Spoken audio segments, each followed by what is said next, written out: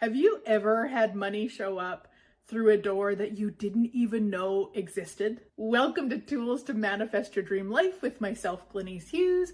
Thank you so much for being here. I am so incredibly grateful for each and every one of you. This episode is an invitation to my upcoming call, the Cash Portal Activation. It is on June 25th and everyone registered will receive the recordings. Link is above or below, or if you're listening via podcast, it's in the show notes. If you can't find it, just reach out. I will get it for you. If you are a part of the Magic School for Manifestors, you receive an additional $20 off. So reach out for that coupon. So join me back in the year 2002, 24 years ago, where I was working at a job that I did not enjoy. I was doing what felt like very unfulfilling work. It's one thing that I've recognized over the years is that I truly need to feel like I'm making a difference to feel fulfilled in the work that I do. At that time, I was writing grant proposals for an organization for people with disabilities, and I was getting more no's than yeses. In fact, I'm not even sure that I got one yes. So I was not making a difference, and I was so unhappy. I went and saw my psychic. I called her my psychic because I went to see her every January for years. I think I started when I was 18 years old. I only had one question for her. And at the end of my reading, I said, "What can I do to be happy?" What she said to me is, "You're a healer. As long as you're healing, you will be happy. You can be a nurse. You can be a Reiki master. You can be a physiotherapist. Anything as long as you're healing and you will be happy." So I internally rolled my eyes at her because I was a nurse and I was not happy. When I left, she handed me a business card as she'd just created a new webpage for herself. I went home, I looked at the webpage. She had a newsletter. I was reading through the newsletter. She wrote a book review. I read the book review and there was a link to the author's webpage. I clicked on the link, and she happened to be teaching Reiki in March of 2002. Now, something about me back then is that I didn't do things on a whim. I didn't know how to follow energy. I researched, I chose from logic, I figured things out, I thought a lot. In this case, I saw she was teaching a Reiki class in March, and for no reason whatsoever, I just signed up. I didn't even know where Middle Lake, Saskatchewan was. I just signed up. And not thinking about it at all in terms of it's going to become a career of mine, I started looking at, okay, what are my other options for work-wise? I knew that somebody was going to get laid off at the organization because cutbacks, and I knew it was very likely going to be me because it was the least necessary role within the entire organization at the time. So what I did was I went to them and asked them if they would lay me off. Because what I knew is if they laid me off, I could actually get some retraining through the government, so the government would pay for it. I was a psychiatric nurse, but because I hadn't worked in a hospital setting for a long time, I needed a week-long basically retraining just to update those skills like injections and things like that. It was $1,000. I had already checked into it. Remember, I was logical. I'd figured it all out. It was $1,000, which I did not have. So I knew if they laid me off, I'd go to the government. The government would be happy to get me employed right away. And at the time, there was a vast shortage of nurses. So I knew I could get work very quickly with this retraining. My employer was happy to lay me off. I started the paperwork towards getting the training. And I also, in the meantime, was of course going to go to this Reiki class. So all of this was around the same time. I went to the Reiki class in March. And if you've never been attuned to Reiki, during a class, what you do is you basically sit, just like I'm sitting right now, usually in prayer position, your eyes are closed.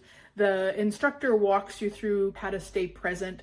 And that's what you do during certain attunements. And you get 4 for each level, so 4 a day. And I did level 1 and 2 in the same weekend. Every time that I sat in an attunement, and I closed my eyes and she was doing all the energetic stuff around me, which I still had no clue what all of this was. I would see in my mind, which I've always been visual, so I just thought I was imagining it, I would see myself running a successful Reiki business. And I would get so mad at myself during the attunements because I was supposed to be present. What am I doing imagining this? And also, I had never dreamed of running my own business. This was not something. Now, I've always had side businesses, absolutely. I believe I started my first business when I was 9 years old, but it's always ever been on the side. It's never been, how could I live running a business ever? And certainly not during those Reiki attunements. I had my plan. I was going to get my retraining paid for. I was going to go get retrained. I was going to get a job in a prison because I loved working in a prison when I did a practicum, which is a story for another show. I had it all figured out. So why am I sitting here thinking about running a business? Why am I imagining this?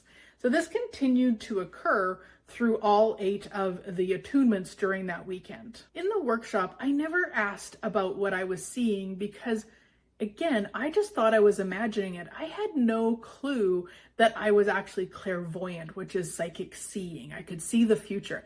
I had no clue. I had it all my life, but I just assumed I had a vivid imagination. So when I went home after the workshop, I was still on plan to get the retraining, get to a different job that I loved, and a couple things occurred.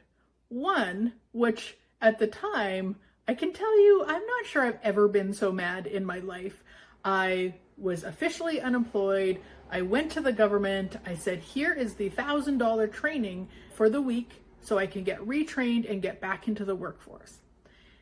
The government said no. In fact, the government said, you can't have $1,000 for a week training. That's too short. Wait a little bit for that. I will follow up with that in a moment. And I was so mad. I was so mad because how else am I going to do this training? Without the training, the job possibilities were a lot smaller. I was still applying, but there were so few that I could actually apply to. It was disheartening. Now, I'm also unemployed, which means I have all the hours in the day, and I started studying energy. Reiki really inspired me to really look beyond what I could logically figure out. And so I started studying, reading all the books from the library and all sorts of things. Meditating was a big thing. And angel cards was another thing that I played a lot with, and just doing all sorts of things that really inspired this whole knowing that there's so much more to the world than we can see with our eyes. And in June of 2002, I woke up, and on my mind, as soon as I woke up, was I need to start a Reiki business. Now, even though I'd taken Reiki in March and I had all of those imaginations during the attunements and I'd been studying, it had never crossed my mind to start a business. Again, this was not a possibility for me. You have a very logical, this reality job, and everything else happens on the side. But that morning in June, I woke up with the energy of I need to start a Reiki business. I tried to talk myself out of it. I tried to ignore it. I tried to do all sorts of things, and I could not. I could not.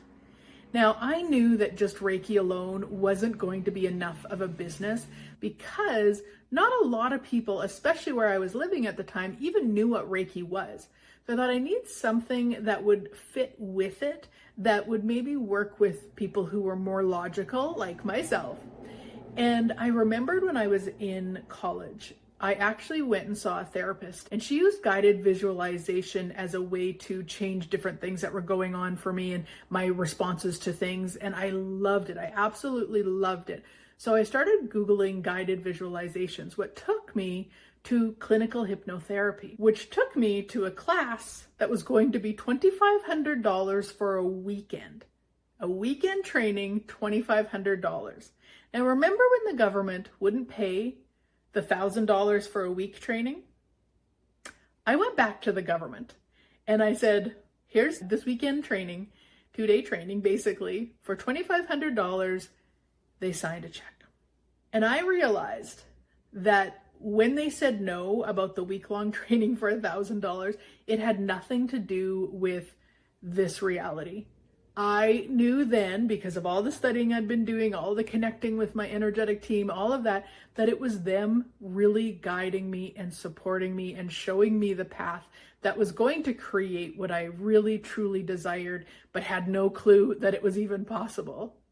In fact, a really cool story about how clever my team was back then is that I had applied for a few jobs that I could, and I did get an interview for one of them, and I knew if I could talk to the person who did the job, I could educate myself enough to do well in the interview. It was just some really specific things about that role that I thought, I'm going to talk to them and I will get this figured out. Well, the day that I had the phone call with them, because I basically phoned, I made an appointment time to chat with them on the phone about it, our phone went out in the entire town. This was before cell phones. This was 2002. Yeah. I had no way to contact them, even to tell them I wasn't going to be able to make the phone call. There was no way to do it. Yeah. So that is how clever my team was. So I did the interview, but it was bad. It was really, really bad. I would not have hired me. So I attended the clinical hypnotherapy training. I started my business in September of 2002, and here we are 24 years later.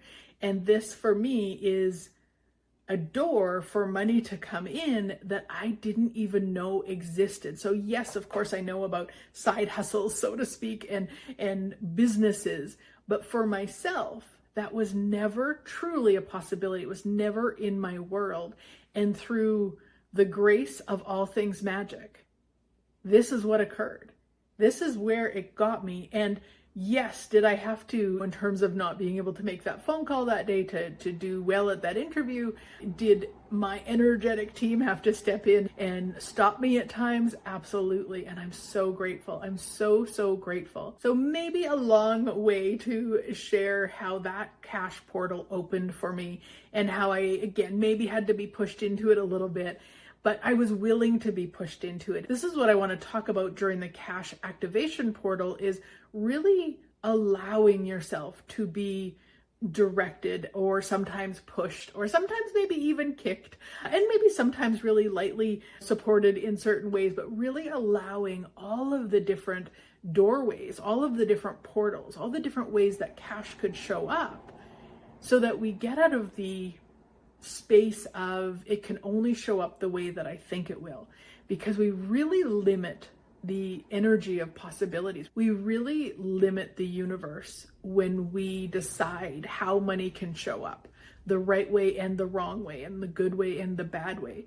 Remember years ago, late, I don't know, in 2017 or something like that, and I was driving and I had my sister with me and my niece with me. It was her dance recital, and we were backing up and somebody hit us while we were backing up. And it was completely their fault because they were speeding and all the things. And in that time, I was just so upset with myself. I was so upset that I had my sister and my niece with me and that they had been involved in an accident. What I didn't know at the time was that they actually, in Alberta, I'm not sure if it's still true, but at that time they actually paid you out. In fact, I didn't know it so much that when I got the phone call, I actually had to phone one of my cousins who does insurance work to find out if it was a scam. That's how much I didn't know. And so then the three of us ended up getting a nice payout from that experience. Now, is that like I would do that again? No, because it's not cool, of course. My niece, she could wait until she was 18. So my sister and I had 2 years to put our claim in with whatever, and then my niece had until she was 18, and so she just was able to put her claim in. And so cash can come in lots of different ways if we're willing. Now, I don't say that so that you start asking for accidents or anything like that, but just to recognize there's so many more possibilities when we're open to it, and we really open up to all of the portals that are available to us. Because if you look at people, say on social media, there's people who are, I saw one yesterday and she puts together through AI, she puts together children's videos and then she puts them on YouTube. And then of course, millions of kids watch them. So she gets a lot of money.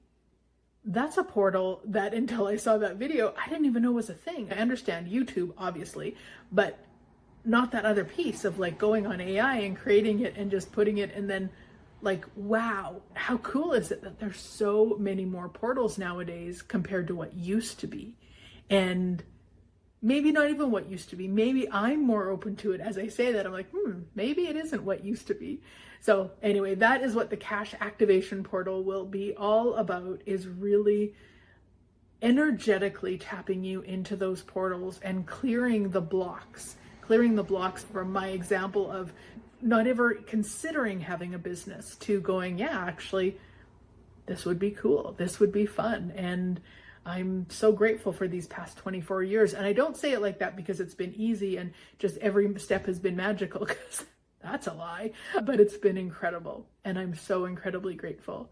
Join us. Would love to have you. Link again is above or below or in the show notes. If you can't find it, reach out and I will get it for you. Have a great week, sweet friends. Look forward to chatting again soon.